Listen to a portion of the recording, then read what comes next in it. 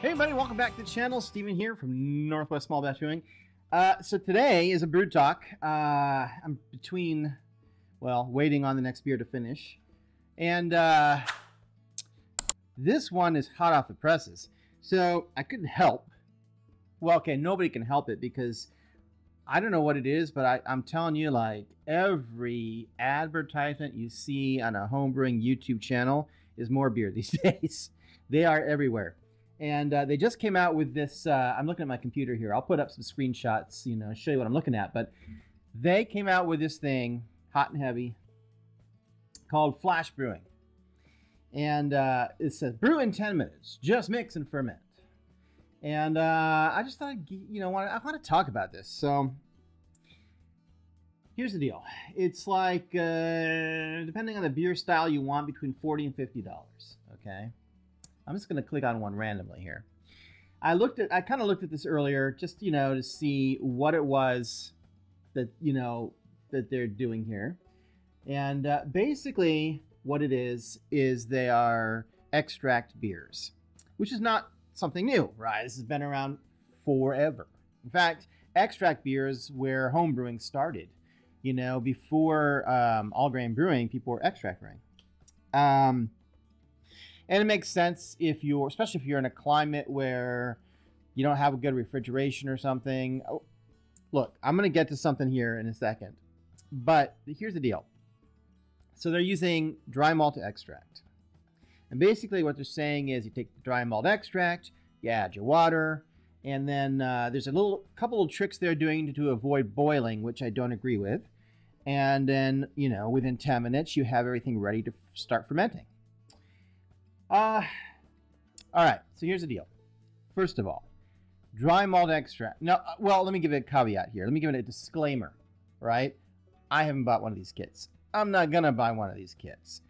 I'm just basing this on what I've seen on their website, what they're selling, right? I don't have firsthand experience. So to be fair, I haven't actually gotten one of these kits and made it. Here's the deal. Dry malt extract does not mix very well. It's a huge sticky mess. And it doesn't mix very well. I know, I just repeated myself. You really need hot water for it to mix. Also, I am at least a believer that you at least need to pasteurize it. I don't care that it's already been... I mean, dry malt extract has already gone through the whole boiling process, but it's in a bag. You don't know where it's been. How long has it been in the bag? It just makes sense that you want to pasteurize it. And you really need to heat the water up to be able to mix it properly anyway, in my opinion. So that's my first problem with this, right? Is just trying to add dry malt extract to cold water. You ever tried to add, like, you know, the cocoa powder that comes at the grocery store that's just, you know, unsweetened cocoa powder? It doesn't mix, right? It just floats there. It's not going to mix in. By the way, that's why I would highly recommend you don't use cocoa powder in your beer. I've tried it just because I wanted to see what would happen, and it wasn't pretty. It wasn't pretty. So that's the first thing. Now the next question is, like, the hops, right? How do you get the bitterness?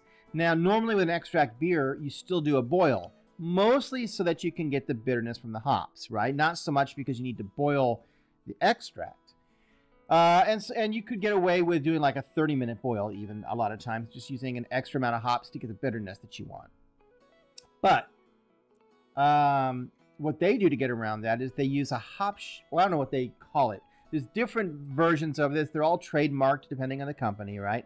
I think there's Hop Shot is one of them. It's basically a syringe filled with lupulin, right? It's like the really potent stuff from hops. This gives you the bitterness, right? That yellow powder. And you basically squirt the...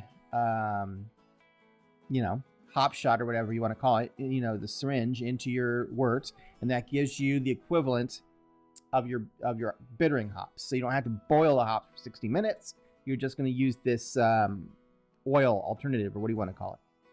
Hop oil. So there's your bitterness. And then they give you cryo hops for a little bit of the aroma hops to get the aroma and the flavor, because you're not going to get any of that if you don't have, you know, like a 10-minute edition or a flame out edition. Cryo hops basically again, it's a proprietary term. There are other hops with other names that are the exact same thing. But basically what it is they remove all the vegetal matter, and it's a much higher potency or alpha acid hop. They're really good, by the way, for like hazy IPAs. Point is, you can add these hops and they're not going to give you that nasty bitterness. Although, honestly, I still wouldn't leave them in the beer, so I'm not quite understanding, how well that's going to work. I think you still don't want to just leave that kind of stuff sitting in the beer the whole time you're drinking it, right? You don't want to leave it in for, let's say you ferment for a month, and then you let it sit in the beer for another month while you're drinking it. It just doesn't, it's not good. But that's what they're doing. So that's their little trick or trickery that they're trying to pull. And then they have some kind of special yeast. And I don't know if I can pull it up here real quick or not. I can't remember what it's called. They gave it some proprietary name, this yeast. And honestly, I think it's probably just SO5 or something like that. It's the same yeast in every single one of their little kits except for the Hefeweizen, which of course needs a different kind of yeast because the Hefeweizen needs a specific yeast to be a true Hefeweizen. Okay, here's the deal.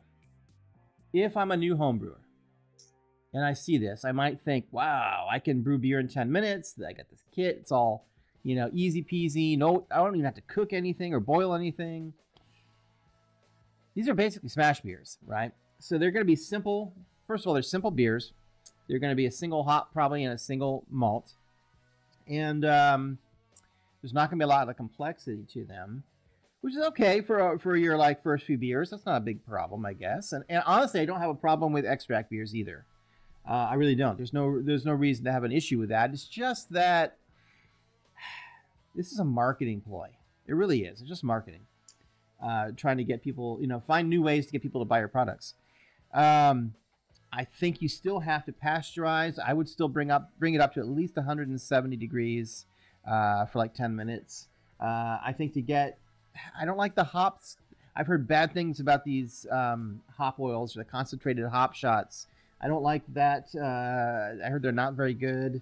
I don't like leaving the cryo hops in the beer like they're doing. What else? The yeast is the yeast. That's fine. You still need to temperature control it. I don't care. Yeah. Unless, they might be trying to use Kveik or something. We don't know because the yeast is proprietary, so nobody really knows what it is. I just think if you're going to go this route, if you really want to do it, and you're really interested in doing this type of brewing, go check out Dr. Hans. He's already done it, right? He has a whole series of shake and brew where he takes a sort of mini keg, he pours in the dry malt extract, and he adds boiling water, hence, the pasteurization, but a small amount, right? Just enough to basically rehydrate, shakes the crap out of it, and then he adds maybe cold water, room temperature water to bring it up to the top, to what level he wants, which cools it off enough for him. And, he adds the hops, and then he adds the yeast. And basically, he's got this already down, and I think that more beer kind of stole the idea from him. That's where my thoughts are in this. I'm kind of out of time. I really want to talk more about this, but hey, tell me in the comments if you've used this or what you think about it. At any rate, I'll be back in another week. This is kind of fun to talk about. I'll have another video then, and until then, keep on brewing.